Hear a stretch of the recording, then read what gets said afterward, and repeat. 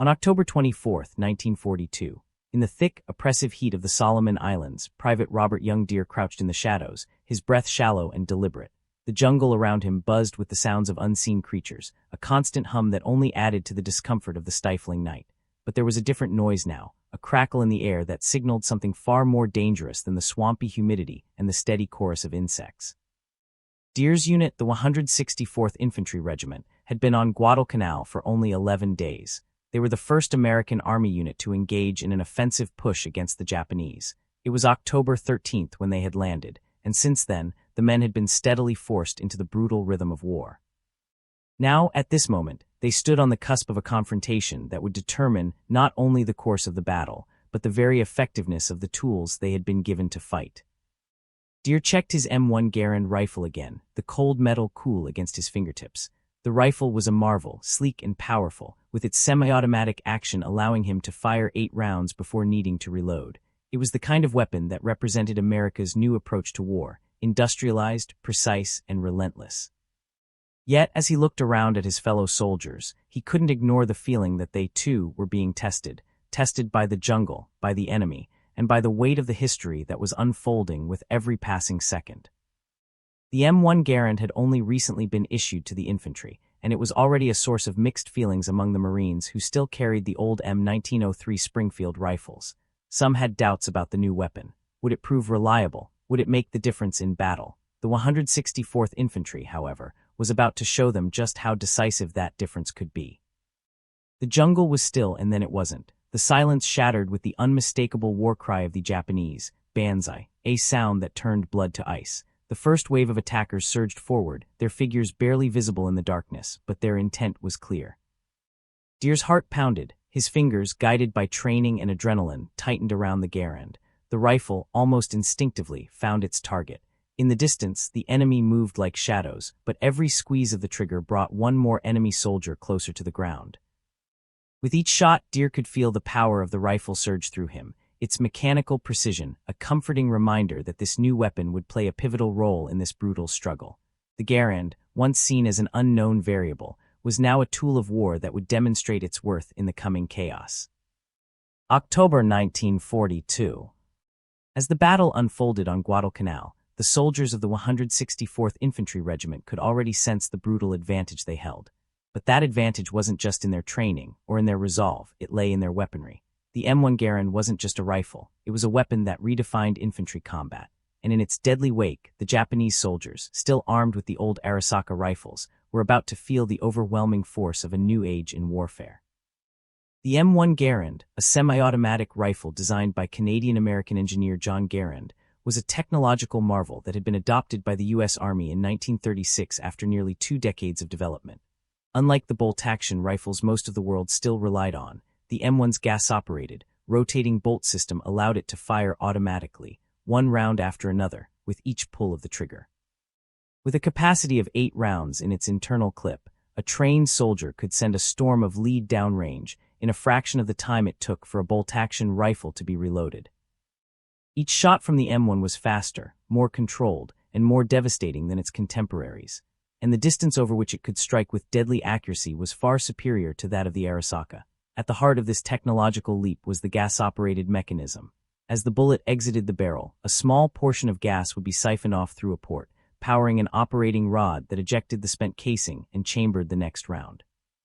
There was no need to manually cycle the bolt or break the soldier's sight picture to load the next round. Every squeeze of the trigger brought one more shot. By contrast, the Japanese Arisaka rifle, despite its strength and accuracy, belonged to an older era of warfare. Introduced in the late 19th century and heavily modified over time, the Arisaka rifle was a bolt-action weapon, requiring the shooter to manually cycle the bolt after each shot. This meant that after every round fired, a soldier would have to rotate the bolt handle, pull it back to extract and eject the spent cartridge, push it forward to load another, and then lock it into place. This process, though effective at longer ranges, slowed down combat efficiency, especially when under heavy fire. The Arisaka's magazine could hold only 5 rounds, and reloading required a soldier to use cumbersome stripper clips. The new Type 99 Arisaka, though chambered for a more powerful 7.7mm round, still lacked the rapid-firing capability of the M1 Garand. When it came time to reload, the difference in speed was undeniable. The American soldier could fire a new round every few seconds without interrupting his line of sight. The Japanese soldier, meanwhile, had to wrestle with his rifle, manually cycling the bolt in a time-consuming process that cost him precious moments in combat. October 24, 1942. For Lieutenant Kenji Yamamoto, the early moments of the attack were a blur. He had trained for this, had been molded into a soldier by Japan's strict military doctrines, steeped in the traditions of the samurai where honor and spirit triumphed over technology. But in the thick underbrush of Guadalcanal, where visibility was limited to mere yards, his weapon, the Type 38 Arisaka rifle, felt clumsy, outdated. The rifle was a finely crafted piece, with a reputation for long-range accuracy, but the dense jungle was no place for the advantages it offered. Yamamoto gripped the cold, heavy rifle with practiced precision as his men surged forward in their banzai charge. His Arisaka, with its long 31.4-inch barrel, had once been celebrated for its accuracy at distances that American rifles could only dream of. In the open plains of Manchuria or the rolling hills of China, the Type 38 had been a formidable force, but in the claustrophobic confines of Guadalcanal's jungle, it became more of a hindrance. The barrel, long and unwieldy, caught on thick vines and brush. He had to wrestle with it, struggling to aim it as he pushed forward. His soldiers, many of them new to the battlefield, found themselves in a similar position. Armed with the Type 99 Arisaka, they were at least equipped with a more powerful 7.7 mm round, but they still faced the same fundamental limitation, the slow, laborious process of cycling the bolt. Each shot required a moment of pause, a disruption of rhythm that forced the shooter to break his stance and lose precious time. Even the newer rifle, more advanced than the Type 38, couldn't overcome the disadvantage of a manual action in the face of American semi-automatic fire. The banzai charge was meant to close the gap quickly, overwhelming the enemy with sheer numbers and spirit. Yet, as Yamamoto pushed forward through the darkness, he could hear the unmistakable crack of American fire cutting through the air. For every round fired from the Arisaka, the Americans sent out a barrage of their own. Each pull of their trigger sent another round downrange, without delay, without hesitation. Yamamoto knew that his men, who had been told that their spirit would carry them through, were about to be tested in ways that went beyond the strength of their will. Despite their training, despite their discipline, they were facing a technological leap they couldn't match. Each time Yamamoto squeezed the trigger of his Arisaka, he knew the cost was more than just ammunition, it was time. Time to reload, time to adjust, time to die. October 24, 1942. The night exploded in violence. The soldiers of the 164th Infantry Regiment had spent the hours leading up to the battle preparing themselves, checking and rechecking their M1 Garands, ensuring their ammunition was secure, but nothing could have truly prepared them for the maelstrom that would descend upon Henderson Field. The first wave of Japanese troops came crashing through the underbrush, barely visible in the dense jungle, but their war cries rang out clearly through the night, banzai. The sound seemed to reverberate off the trees, a terrifying cry that shook the soldiers to their core. The ground beneath their boots seemed to tremble as the enemy advanced with terrifying speed, driven by the weight of a centuries-old tradition. Private Robert Youngdeer felt the adrenaline surge through his body as his rifle came to life in his hands. He fired without hesitation, the M1 Garand's action cycling smoothly, its powerful shots echoing through the night. Each time he squeezed the trigger, another round was released, another enemy soldier was sent to the ground. There was no time for thought, there was only action. Around him, the American soldiers, many of them just weeks into their deployment, fired relentlessly. They weren't just reacting to the enemy, they were responding to something deeper, something their training had instilled in them, the understanding that this fight would be won not by bravery alone, but by the unyielding power of their weapons. Private First Class James Cass of the 164th later recalled the feeling. The Japs came at us in waves, barely visible in the darkness except for the glint of their bayonets. With our Garands, we could put 8 rounds into them before they covered 30 yards. Each man was like a machine gun section. We'd fire, the rifle would cycle itself, and we'd fire again. No working a bolt, no breaking our sight picture. Just squeeze, boom, 8 times before reloading. In the chaos of the moment, it was easy to forget the advantages they held. The American soldiers had arrived with a weapon designed for modern warfare, while the Japanese soldiers, armed with their Arisakas, were still fighting a battle from a bygone era. With each banzai charge, the gap between the two forces became painfully clear. Colonel Bryant Moore of the 164th Infantry Regiment reported later that his men expended over 250,000 rounds of .30 caliber ammunition during the 2-day battle for Henderson Field. The volume of fire was overwhelming, and as the Japanese bodies piled up in front of American positions, it was evident that the M1 Garand was proving its worth. Private Robert Leckie, a Marine who witnessed the battle firsthand, observed the Army soldiers in action.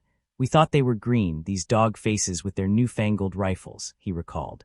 "But when the Japs charged, those Garands spoke with a voice we'd never heard before. It was like a continuous roar, not the sporadic crack of our Springfields." The battle raged on through the night, and the relentless firepower from the 164th helped stabilize the line. The Japanese assault, though fierce, was no match for the American infantry's superior weaponry. The Garand's semi-automatic capability, its relentless, unbroken fire, shattered the illusion of invincibility the Japanese had built around their warrior's spirit.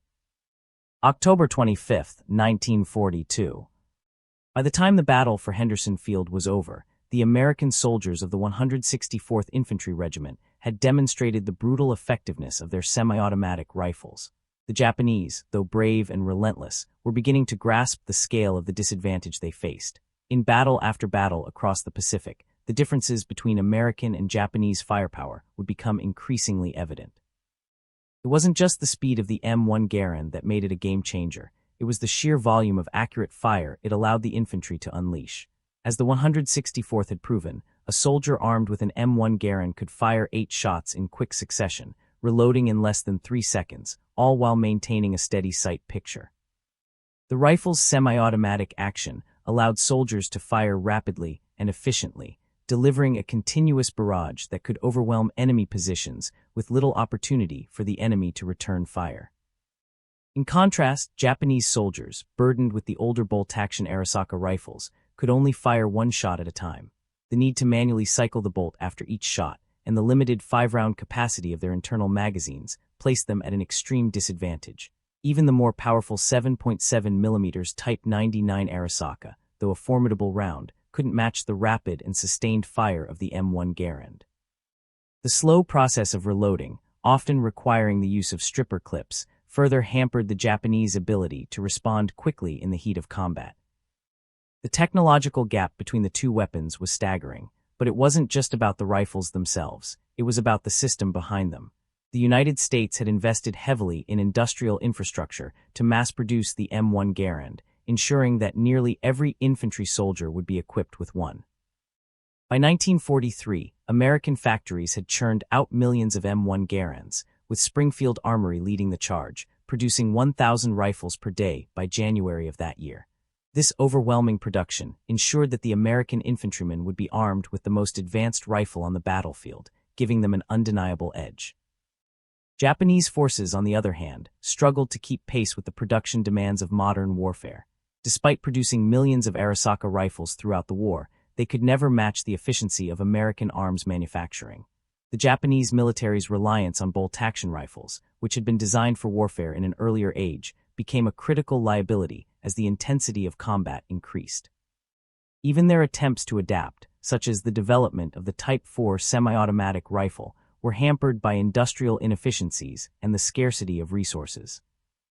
As American forces pressed their advantage across the Pacific, it became clear that firepower, specifically the ability to sustain fire over long periods, was one of the most crucial factors in the success of their island-hopping strategy.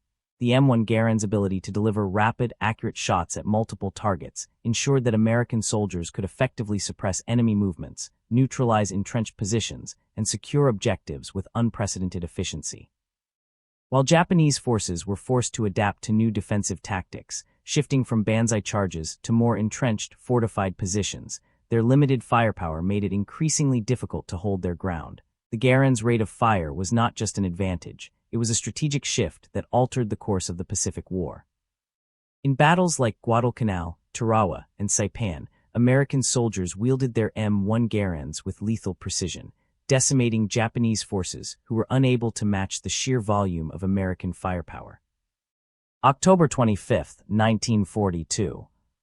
In the maelstrom of Guadalcanal, it wasn't just the M1 Garand's technical superiority that made the difference, it was the psychological advantage it provided. For American soldiers, the Garand was more than a rifle, it became a symbol of invincibility. The relentless sound of semi-automatic fire echoed through the jungle, the rhythm of each round fired offering not just physical force but a mental edge. It was a sound that the Japanese could not ignore, a mechanical roar that felt like the unyielding march of American superiority. Private Robert Leckie, a Marine who witnessed the firepower of the 164th Infantry firsthand, would later reflect, "We thought they were green, these dog faces with their newfangled rifles. But when the Japs charged, those Garands spoke with a voice we'd never heard before. It was like a continuous roar, not the sporadic crack of our Springfields." The rhythmic ping of the M1 Garand, its distinctive sound when an empty clip was ejected, became a defining characteristic of American firepower in the Pacific. To the Japanese soldiers, it was not just a reminder of the American rifle's rate of fire, it was a psychological weapon that compounded their fear. Each ping was a sign that the enemy was reloading and preparing for the next barrage. To a soldier trained to fire only once, the ceaseless flow of American fire became a wall of sound that threatened to engulf them.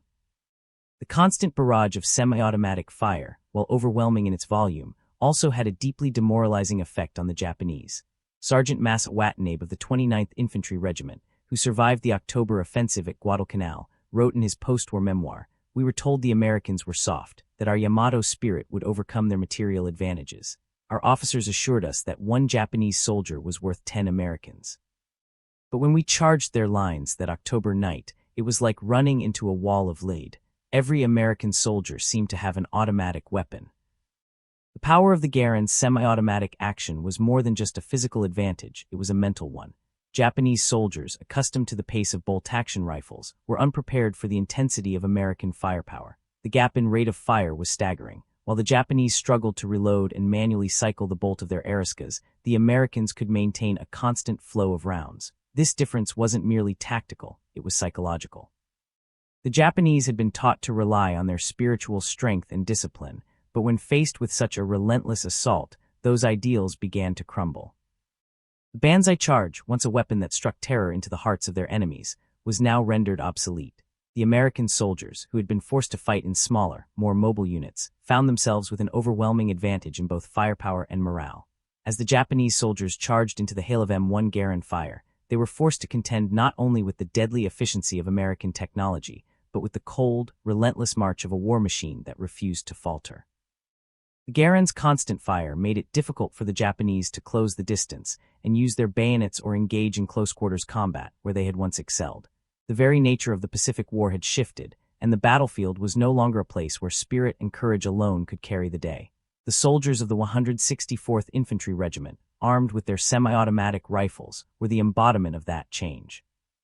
For the American soldiers, the psychological edge was just as vital. They knew their Garands could keep firing long after the Japanese had exhausted their ammunition. They knew that the sound of their rifles would intimidate the enemy, and they began to believe that no matter how fierce the attack, no matter how many waves the Japanese threw at them, they would have the firepower to withstand it. The confidence that came with this knowledge was a crucial factor in the American approach to combat. The Marines, who had long been skeptical of the M1 Garand, had seen firsthand the devastating effectiveness of the rifle. Staff Sergeant Mitchell Page, who fought alongside the 164th, observed the same thing. "With our Garands, we could put a wall of fire in front of the Japs, and they had nothing to answer with. It was like a machine gun section in every soldier's hands." November 1943. The battle for Guadalcanal had been brutal, but it was only the beginning of a broader shift in combat tactics that would shape the entire Pacific War. The American infantry, armed with their M1 Garands, had proven the devastating power of semi-automatic fire in static defensive positions. But as the Allies moved forward, the importance of maneuver warfare became increasingly apparent. The ability to move rapidly while maintaining fire superiority, something the M1 Garand excelled at, would be key in future engagements. The M1 Garand's advantages weren't just felt when soldiers dug in. Its design allowed American infantry to execute fire and maneuver tactics with precision. While one fire team laid down suppressive fire, another could advance, knowing that the fire from their rifles would keep the enemy pinned down. The ability to fire multiple rounds in quick succession, without the need to reload or cycle a bolt, gave American forces the freedom to maneuver more effectively, ensuring that they could sustain pressure on the enemy while continuously advancing. In contrast, the Japanese were limited by their bolt-action rifles. Even the newer Type 99 Arisaka, though chambered for a more powerful round, could not match the rate of fire of the M1 Garand. As a result, Japanese infantry often found themselves caught in defensive positions, unable to respond quickly to American advances. The slow, deliberate pace of reloading and cycling the bolt, compounded by the limitations of their ammunition supply, meant they could rarely match the speed of American tactics. On islands like Tarawa and Saipan, where the terrain demanded rapid movements and constant adaptation to shifting front lines, the difference between American and Japanese firepower became a glaring weakness for the enemy. The Japanese soldiers were forced to rely more on entrenched positions and defensive strategies, while American forces, equipped with the M1 Garand, could advance with overwhelming firepower at their backs. At Tarawa, the first large-scale amphibious assault in the Pacific, American Marines faced an entrenched Japanese force on a tiny island. The Japanese had fortified their positions heavily, and the fighting was intense. But the Marines, armed with the M1 Garand, were able to suppress the enemy with deadly accuracy as they moved from position to position. Where Japanese soldiers had to pause to reload, the American infantry could keep firing, creating a near-constant stream of suppressive fire that made it almost impossible for the Japanese to respond. This relentless fire pressure became a defining characteristic of American tactics. In smaller engagements, it was the same story. American squads, armed with their semi-automatic rifles and supported by Browning automatic rifles, could put out hundreds of rounds per minute. Meanwhile, Japanese squads, armed with bolt-action rifles, could barely keep up with the American rate of fire. The firepower disparity wasn't just a matter of technology, it was a matter of tactics.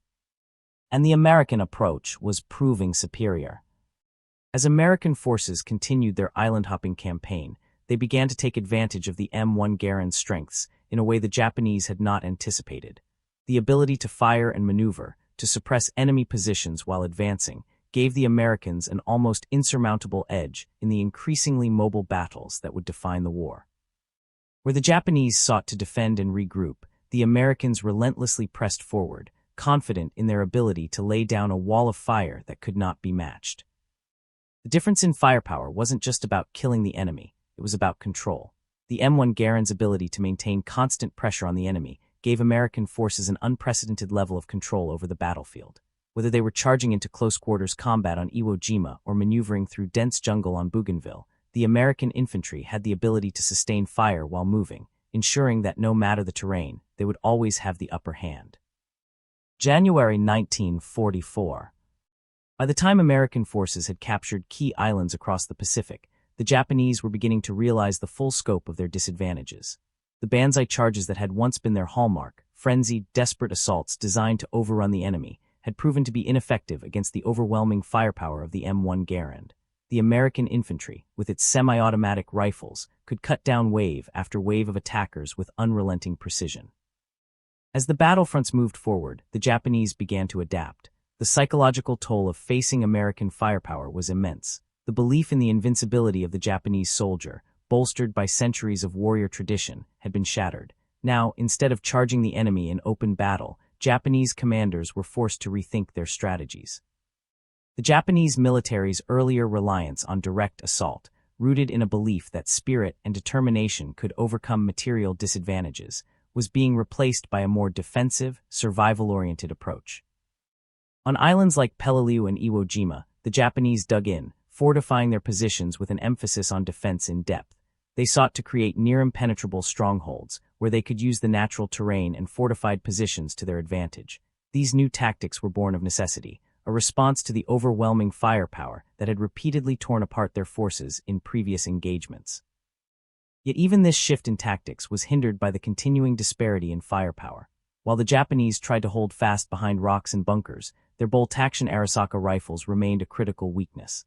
The longer-range accuracy of the Type 38 and Type 99 Arisakas was useful in certain contexts, but it didn't compensate for the ability of American forces to pour suppressive fire into enemy positions without needing to reload or break their stance. American soldiers, armed with their M1 Garands, could deliver devastating fire on enemy positions from a distance, pinning down the Japanese long before they could attempt to counterattack. The Japanese attempted to counter this with new weaponry, most notably the introduction of the Type 4 semi-automatic rifle, which had been developed in response to the American M1 Garand. The Type 4 was designed to give Japanese infantry a fighting chance by providing them with their own semi-automatic weapon. However, Japan's industrial capacity had already been stretched to its limits. Only a small number of these rifles were ever produced, and even fewer were deployed in combat. In contrast, the United States had already produced millions of M1 Garands, ensuring that every infantry soldier, regardless of rank, had access to the same level of firepower. The sheer scale of American industrial production made it impossible for Japan to keep up. Even with their new rifle, the Japanese could not overcome the massive disparity in the rate of fire and the logistical advantages of the American military. As the war in the Pacific continued, Japanese tactics grew more desperate. While their soldiers still demonstrated incredible bravery and commitment, they were increasingly hindered by outdated weaponry. The Japanese had no answer to the volume of fire that American soldiers could deliver, and their reliance on older technology continued to cost them dearly. The development of the Type 4 rifle, though a symbol of Japan's attempt to modernize its infantry, only highlighted the limits of their technological capacity. Even when Japan attempted to copy the M1 Garand in the form of the Type 4 rifle, their efforts were stymied by the industrial inefficiencies of their wartime economy. The Type 4, though a remarkable design in some respects, was produced in limited numbers, leaving the bulk of Japanese soldiers still armed with the slower, bolt-action Arisakas. August 1945.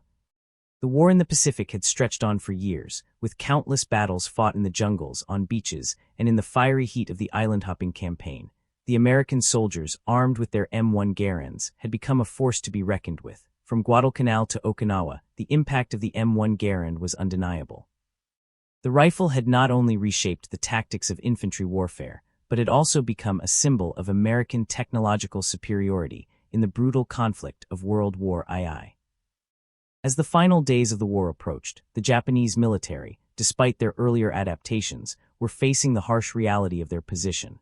The banzai charges that had once been a powerful weapon had become futile in the face of unrelenting semi-automatic fire. The defensive tactics that Japan had adopted could not match the speed and firepower of the American infantry.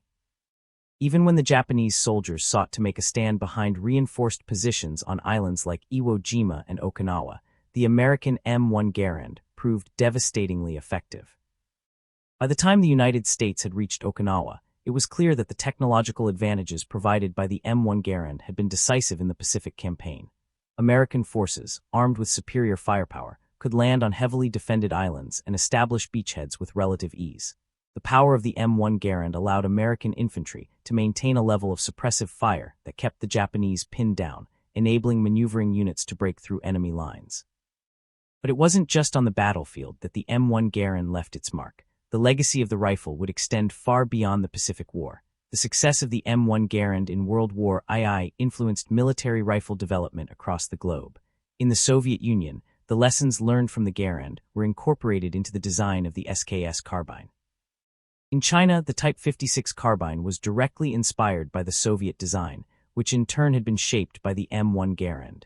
Even in Europe, countries like France, Italy, and Belgium would develop their own semi-automatic rifles, taking lessons from the effectiveness of the M1 Garand and its role in American military supremacy.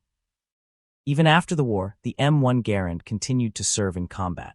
During the Korean War, it remained the standard infantry rifle for American forces, proving once again its superiority over bolt-action rifles and ensuring that the United States maintained its technological edge in a new and rapidly changing conflict. As American soldiers prepared for the next phase of warfare in the Cold War, the M1 Garand continued to serve as a symbol of firepower and efficiency. In the early 1950s, the rifle was gradually replaced by the M14, but its legacy would endure. The M1 Garand's design influenced not only the development of future infantry rifles, but also how modern armies would approach the concept of infantry combat. For Japan, however, the M1 Garand's impact was even more poignant. In the 1950s, when the United States began equipping the newly formed Japanese Self-Defense Forces, JSDF, with M1 Garands, it was a bitter irony. The Japanese soldiers who had once fought against the Garand were now trained with it, using the same firepower that had overwhelmed their predecessors. The very rifle they had once faced as the symbol of American dominance was now a tool in their own hands.